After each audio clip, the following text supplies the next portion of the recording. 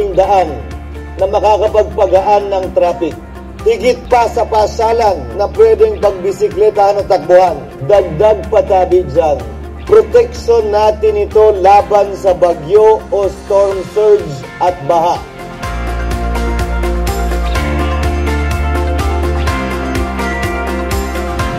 Malaki talagang tulong sa amin ng postal na yun. Yung maski nag-high tide siya, pero hindi katulad ng mga nakaraang bagyo na talagang pumapasok sa amin yung tubig hanggang dito, tubig dagat. Pero sa ngayon hindi. Every time na may mga storm surge, doon lang sila nagpapanik. Ang mga residente, talaga nadidipisilan talaga sinda. Ang mga barangay official nag-initiate na talagang mag-evacuate sinda. Pero sa niyan, sa Iguana, baga na relax pa sinda kasi kumpiyansa man sinda por dahil nga duwan barrier naton yadi ang dating seawall din yada pang coastal road dako na protekta.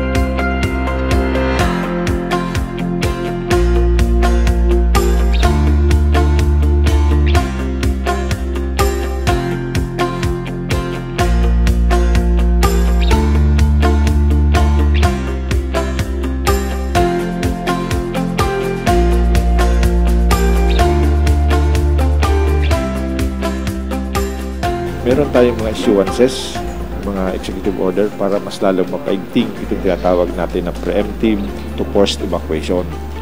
Ang ginawa ng ating governor is nagkaroon pa tayo ng to see to it na pangalawang call na tingnan na talagang walang tao doon sa mga hazard prone o itong mga danger zone.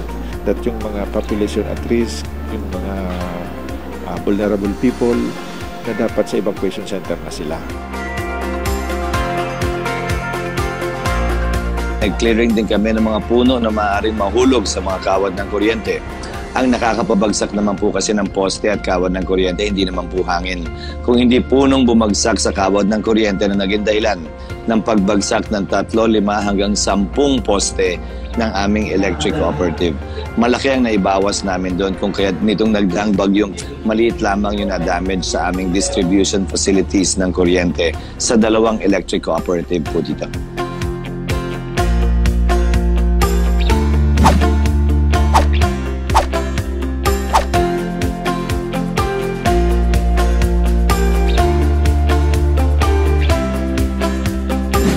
The province is planning to buy a 5 kVA genset for each barangay in the entire province.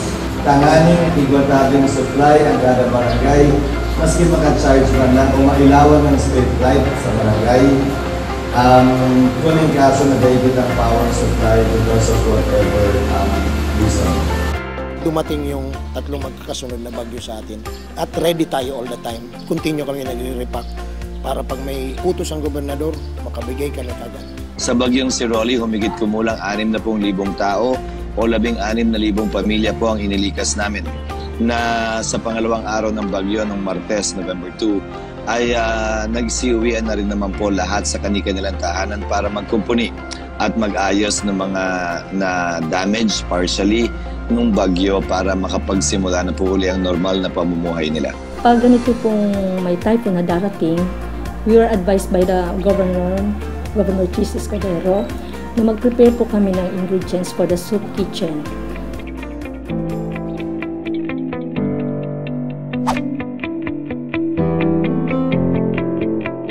Palagi po ang linalalahan natin ay yung Port Matnog Port kasi maraming strandis doon. Puchaw Checkpoint, LGU Castilla, Pilar Dunsol, and Prato Diaz.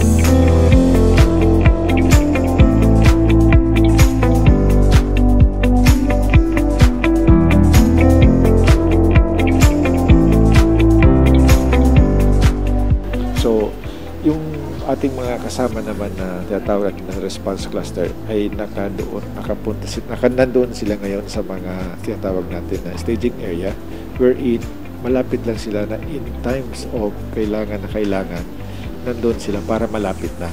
Yun ang tinatawag natin na deployment and pre-positioning of assets.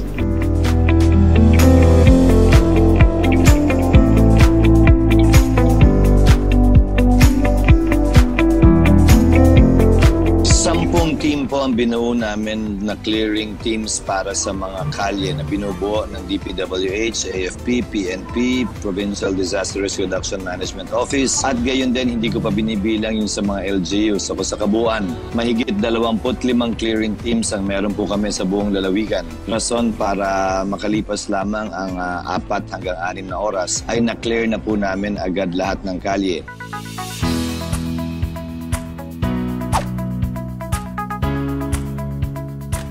Dahil maraming binili ang provincial government na bigas, maraming nagdo-donate na mga canned goods and other items. Ginagawa natin, yung clearing team natin naglilinis ng basura ng bagyo, then yung mga konting naiwan ng mga dahon, to-turn over sa community yung paglilinis, pagwalis, at saka natin bibigyan ng relief goods. In other words, food for work. Dagdag pa doon, napapanatili namin yung dignidad ng aming mga kababayan na hindi namamalimos lamang o nakabukas palad lamang yung mga kamay na naghihintay ko anong ibibigay na kung sino mang nais mag-donate. Lahat po ng donasyon, kung meron man, ay kino-convert po namin sa food at cash for work sa aming lalawigan.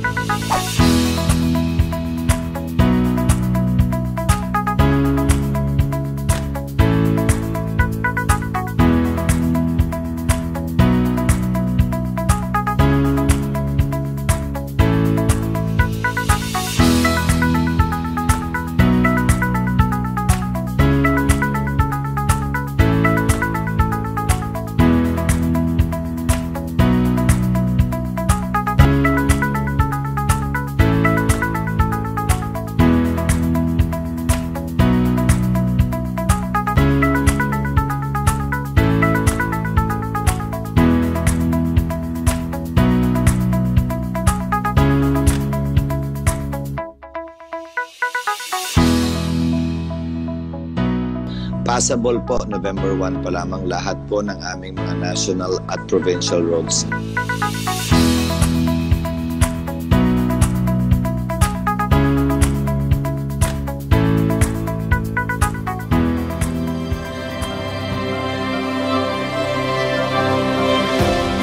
Madalas tinatamaan kami ng bagyo at sanay kaming madaanan ng malalakas na bagyo. Ang nais ko lamang ipaabot at sabihin siguro, babangon at malalampasan natin ang mga pagsubok na ito. Mabilis minsan, matagal minsan, subalit darating pa rin po tayo sa punto na malalampasan at magiging bahagi na lamang ng binabalik tanawan natin ang trahedya at aksidente ito. Manalig lamang kayo sa, hindi lamang sa Panginoon, kung hindi, gayon din sa ating mga kababayan na tutulong at tutulong po palagi sa inyo.